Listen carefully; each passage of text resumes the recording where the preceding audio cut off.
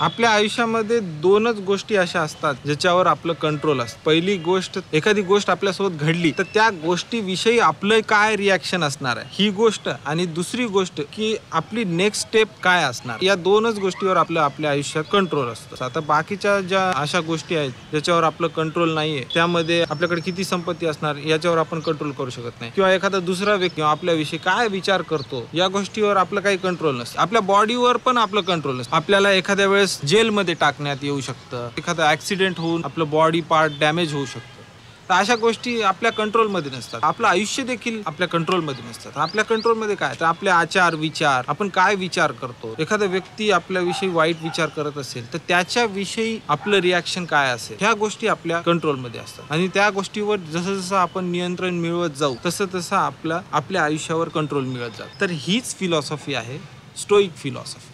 Most of the time आपल्या अँझायटीचं कारण काय असतं, तर माझं पुढे काय होणार ह्या गोष्टीवर आपलं कंट्रोलच नसतं. अशा वेळी काय करायला पाहिजे, तर या क्षणी मी काय करू शकतो की जेणेकरून फ्युचरमध्ये जी गोष्ट घडणार आहे त्याचं रिझल्ट माझ्या मताप्रमाणे होऊन यावं. या बाबतीत जी माझी नेक्स्ट स्टेप असेल ती नेक्स्ट स्टेप घेण्याबद्दलचं डिसिजन माझ्या हातात आहे. तर नेक्स्ट टाइम तुम्हाला जेव्हा एखादी अँझायटी सतवेल तेव्हा फक्त हाच विचार करा की या गोष्टीविषयी मी काय करू शकतो, तुम्ही काय करू शकता. स्टोइसिझम मधला एक सर्वात महत्त्वाचा वाक्प्रचार म्हणजे मेमेंटो मोरी, म्हणजे ऑलवेज रिमेंबर युअर डेथ. म्हणजे तुमचा जेव्हापासून जन्म झालाय तेव्हापासून तुम्ही एक गोष्ट सोबत घेऊनच जन्माला, ते म्हणजे तुमचा मृत्यू. म्हणजे एक ना एक दिवस तुम्ही मरणार आहात. बऱ्याच वेळा आपण असं वागत असतो जसं काय आपण कधी मरणारच नाही. त्यामधला एक सर्वात महत्त्वाचा आणि माझा सर्वात आवडता विचार म्हणजे आपला मृत्यू हा ऑलरेडी झालेला आहे, आणि हा मिळणारा जो प्रत्येक क्षण आणि प्रत्येक दिवस जो आहे तो आपल्याला उधारीने मिळालेला आहे. ह्या विचाराने जर तुम्ही प्रत्येक क्षण आणि प्रत्येक दिवस जगत राहाल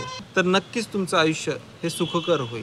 आता मृत्यू एक दिवस येणारच आहे म्हणून काय एकदम सिरियसली त्याच्याविषयी विचार करत आपला आलेला दिवस एका प्रकारच्या दुःखात आपण व्यथित करायचं, हा त्याचा अर्थ होत नाही. आता या विषयात एपिक्टेटसचं एक वाक्य आहे, तर मृत्यू मला आज येणार असेल आणि मृत्यू यायला आणखी 1-2 तास शिल्लक असतील तर आत्ता माझ्या जेवणाची वेळ झाली, मी ते जेवण करून घेतो, मग मृत्यू आलाच तर त्याला मी सामोरं जातो. सांगण्याचा अर्थ म्हणजे मृत्यू जेव्हा यायचं तेव्हा येणारच आहे, पण जी गोष्ट आता आपल्याला करायची ठरलेली आहे त्या गोष्टीत आपलं 100% सहभाग देऊन ती प्रत्येक गोष्ट आपल्याला उत्तमरित्या केली पाहिजे. तर कसा वाटला तुम्हाला माझा हा व्हिडिओ, नक्की मला कमेंट सेक्शनमध्ये कळवा, आणि तुमचे काही मत असतील तेही मला कमेंट सेक्शनमध्ये कळवा, आणि लाईक शेअर सबस्क्राईब नक्की करा.